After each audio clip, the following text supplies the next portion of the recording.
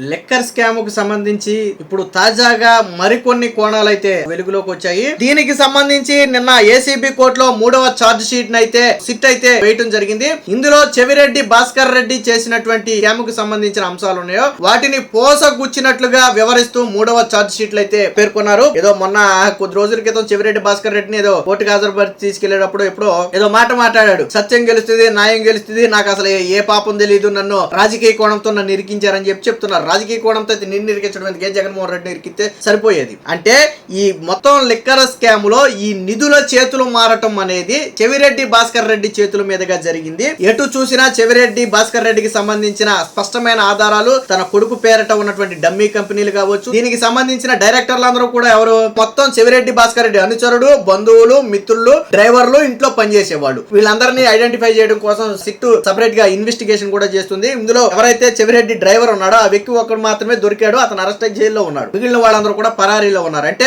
మరి చెవిరెడ్డి భాస్కర్ రెడ్డి నోరు విప్పితే ఎవరి పేర్లు బయటకు వస్తాయి అనేది ఇప్పుడు ఆతృతగా అందరూ కూడా ఎదురు చూస్తున్నటువంటి అంశం.